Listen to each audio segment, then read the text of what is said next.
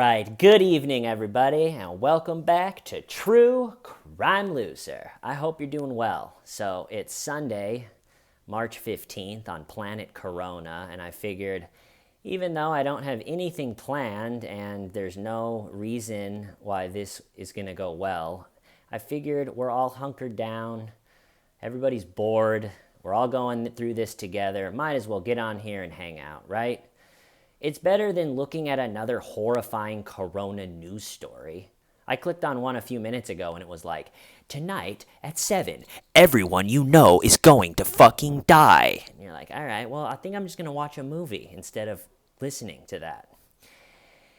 I saw a guy in Walgreens shopping with a helmet on, with the visor down. It's like, that's where we're at. You have to shop with helmets. Great. Perfect. But we're feeling good, just kind of waiting it out. I saw that Lori Vallow and the team of lawyers filed a motion. They want a new judge. Because that's going to help. Lori, a new judge. Yeah, that was the issue. Just everyone you know is dead and the kids are missing, and that's the problem. Just this judge he hasn't even done anything yet. That's what's so funny is there was 19 bond hearings in Hawaii, and now he lowered the bond from $5 million to $1 million, and that's really it. But I guess I heard that he's the same judge as in the civil case, so maybe that makes sense. Or maybe they just want to slow it down. Before I heard that he was the same one as the civil case, and that was the reason, I had heard that her camp wanted to push off the preliminary hearing for a month or two, and he was more on the side of, what are we doing? Let's just do it. I mean, the kids are going to be adults if we don't get going with this thing pretty soon. So new judge, and like I said, Idaho, you can do that. You can change the judge. So I don't know. Nothing's going to surprise me with this one. When she walked out wearing red clown makeup, I knew this was going to be a circus.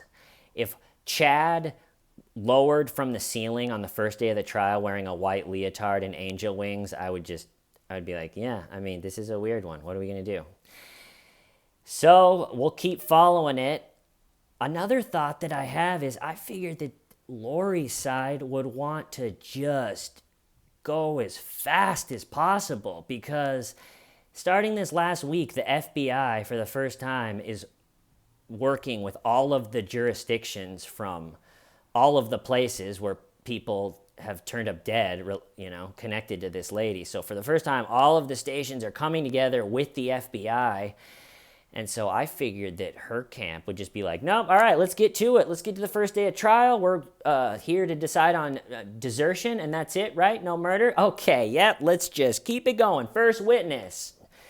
Rock and roll. So I think that more info and the more time that the FBI and everyone now that are going to try to connect everything, the more time they have, they can't come out good for this lady. So we'll keep following it. Oh, yeah, someone had said that Scott Reich on his channel said there was a good chance that she made that murder red lipstick that she wore, that it was homemade. I had pictured that just someone back there was like, oh, it's your big bond hearing, the cameras. Here, I got a little lipstick back here. Put it on. You can use some. But it's 40 times more scary that she's just back there stirring a vat of red goop that she's going to paint her face with before her bond hearing to go over her missing kids. She's like, at this point, a fairy tale witch, basically. Just, my lipstick is almost done, and then we talk about the children. And her hair and the whole thing. She's just a psycho. But we'll keep following it.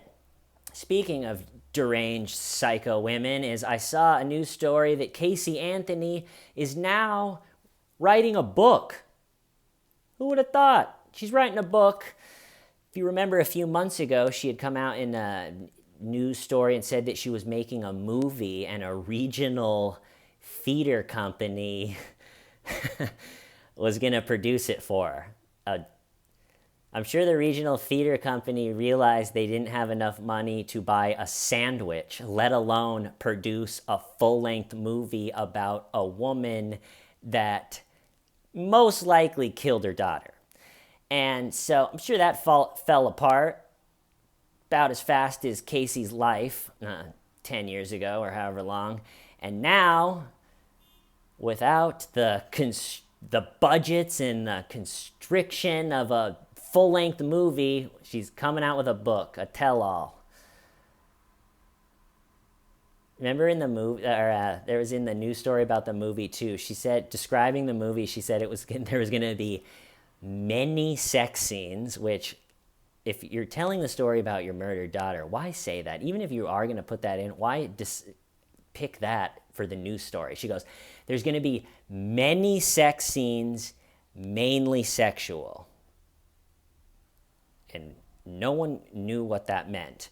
And then she said that, like, the big payoff is that she went into her parents' house and that there was, like, agent-looking dudes standing around, and they were like, Kaylee is dead. Just keep living your life. Keep partying. Like, they just told her to keep partying, and she was like, if that's what I have to do.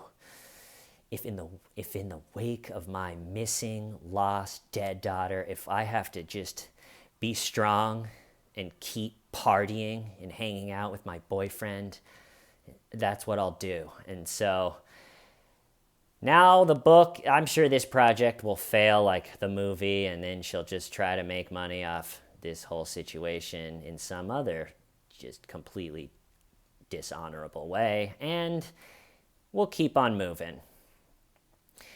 All right, do I have anything else? I don't think so. On Friday, I was planning the whole time to do a video on Friday about the wet markets in China, where you can buy like a snake and a rat and a bat, where they think the coronavirus came from. And I sat down on Friday. I was all ready to do it, and I was like, you know what? This isn't what people need. Just more coronavirus is everywhere, coverage. So I was thinking, for this, I'm just gonna end this episode. What I thought was, instead, I want to do like a lighthearted, just puff piece. I haven't done one of those on this channel. So I thought about it all day, and this is the story that I came up with, and honestly, it probably normally wouldn't make the cut for the channel, but listen, we're all going through the corona, a bunch of people are stuck in their apartments. I'm just going to end this one with a nice, lighthearted puff piece. Okay, so my old apartment, you guys all know it, where the first True Crime Loser episodes were. That place is a few blocks from a really good record store in New York. It's either rated top in New York or even top record store in the world. It's this massive, and you go in there and it's just classic. It's like some obscure album you've never heard of but sounds really good. There's a bunch of dudes in sweaters with beards, combing through all the crates of records, and the owner of the record store, he's got long hair, and he's smug as can be about music, and he's got ripped jeans and combat boots, and he sits up at the counter and kind of holds court. And what's cool is you could go up to him and give him a couple bands or albums that you like, and he'd go, he's got the record store dude hair. And he'd go, let me think. Yeah, all right, I think I got something for you. And he'd go dig in some stack of old whatever albums and pull out some, and he'd be like, this will be your next favorite album. And he was really good at it. We ended up having a falling out, and I didn't go in there after a while, but like 2 or 3 albums, I'd go in there with a $20 bill and just be like, pick me out something, and and I would love it. And so it was nice. I felt like I had a music guy. And so there was another guy living in my apartment with me, a roommate. He actually still lives in that apartment. And he was friends with a guy, we were on the first floor, a few floors up. And that guy that lived a few floors up got a job at Vox. And the reason I actually thought about this story is because Vox's YouTube put out the video about the wet market that I thought was interesting that I was going to do. So that's what reminded me of it. But anyway, so this guy 2 floors up in the building is working for Vox, right? And he contacts the other guy, my roommate, living there. They were kind of friends. I sort of was just to the side of this whole thing. But so he contacts my roommate and goes, I got this job at Vox. We're we're filming a pilot for a podcast where we're bringing all these big wigs from the music industry, like people that review music, and I don't know, like a producer. I don't know. They had they brought like 4 or 5 people that actually have credits in the music industry together, and they were going to do a podcast about music. And he was like, can we film the pilot? Can we record the pilot for this podcast in your apartment? And my roommate was like, yeah, sure. And so my roommate asked me, hey, do you care if these dudes from upstairs, this is probably like 7 years ago, do you care if these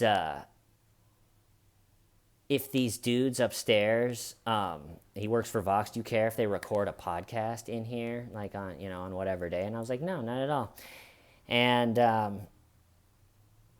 And so I was like, and so he's like, great, it's gonna happen, next Thursday or whatever. So before it happened that week, though, I went into the record store, and the guy recommended me this album, Kikagaku Moyo, Forest of the Lost Children, right? Here on the back it says, turn it up till the birds show up. I always liked that. And this is skinny Japanese dudes with hair down to their back that play rock. You can't imagine that these little Japanese dudes create the rock and roll that they do. It's just an awesome album, right? And so he recommended, he's like, you're gonna love this. It's, at this point, I've listened to it so many times, I can sing the whole thing and it's in Japanese. And so, at the time, I was like, oh, awesome. I went home, I listened to it a few times. I was like, this is great. And I set it on my coffee table. So this record, 7 years ago, day or two after I bought it, is just sitting on the coffee table. Well, the day arrives where they're filming, I don't know, a day or two after that, the day arrives where they're going to film this pilot for a podcast about music for Vox. And so all of the people start showing up, the techies, they set up all the microphones and the table and stuff, and they put up lights, and they put up the cameras and the recorders, and we're kind of just sitting there, it's our apartment, but we're letting them do their thing. And all of the, I guess, talent shows up, the people that, review music, and they all have some sort of credit, work for some magazine, something. And so they show up, and they sit down, and they record this possible podcast for Vox.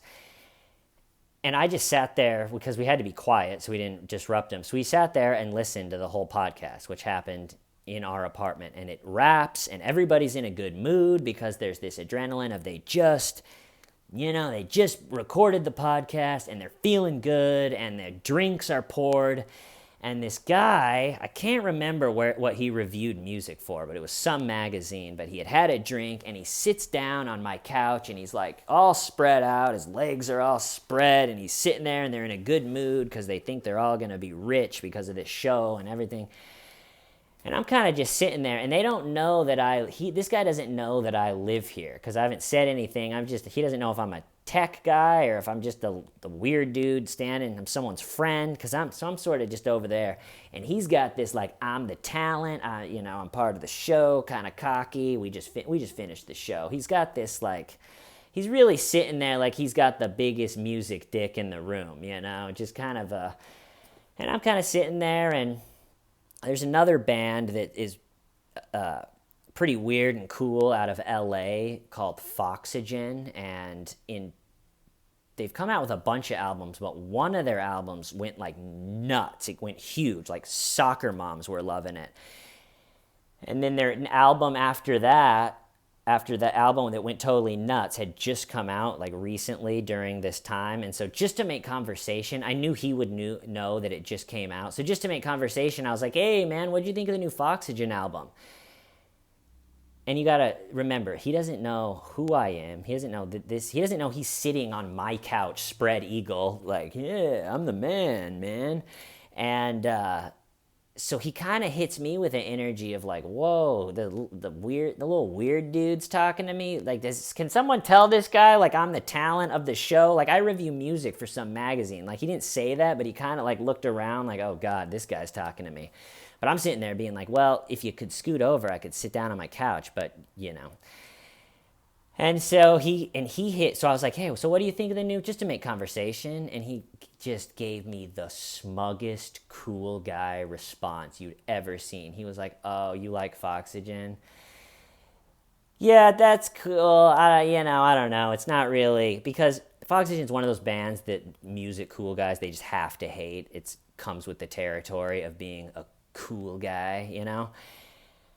And I felt a little disrespected. It's my house. He's sitting there spread eagle on my couch, and I was just trying to be nice and talk about music. It's his industry. I don't really care, to be honest with you. I picked your favorite topic. I was trying to talk to the guy that's on my couch, and he was like, he just dismissed me like, oh, that's cute that you like that stupid band. Nice. Your taste in music is embarrassing. Thank you. That's like essentially what he said. And so I was sitting there just like, all right, well, since I didn't, I was like, so what album? I kind of in the tone of voice of like, all right, since I'm such a pathetic loser, I was like, what album do you like? Like, recommend me an album. And if everything I like is just totally stupid, hit me, all knowledgeable one. Hit me with the good stuff. And so you can tell he's sitting there. And for a music cool guy in this situation, you can't just pick some album that everybody's heard of or that everybody likes. I mean, he's to live up to the way he's been acting, he has to pick he has to like blow my mind, some obscure that no one's ever heard, so you could see him. He was really like, all right, well, I made a big deal of that, how stupid the album he brought up was. So he's thinking, he goes, well, there's this obscure Japanese band, and just the fact that you start that, it's like, hey, recommend me an album. It's like, well, there's this really obscure. It's like, all right, you're a loser, man. But he starts with, there's this really obscure Japanese band called Kikagaku Moyo, and they just came out with an album. And at that point, I still was just kind of like listening to him like, yeah. And he goes, Forest of the Lost Children. And he keeps talking about it. Like, he keeps rattling on. Like, I think it's actually the album of the year. And, as soon as... And in my head, I'm thinking, oh, my God. He's sitting on the couch, and 3 feet from him is the album that he's talking about.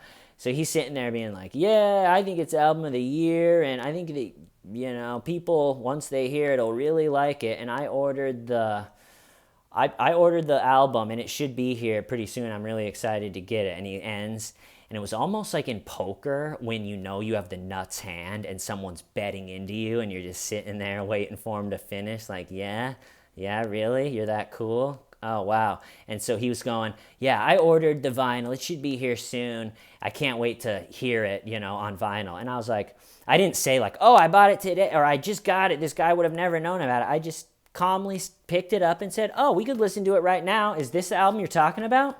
And I handed it to him.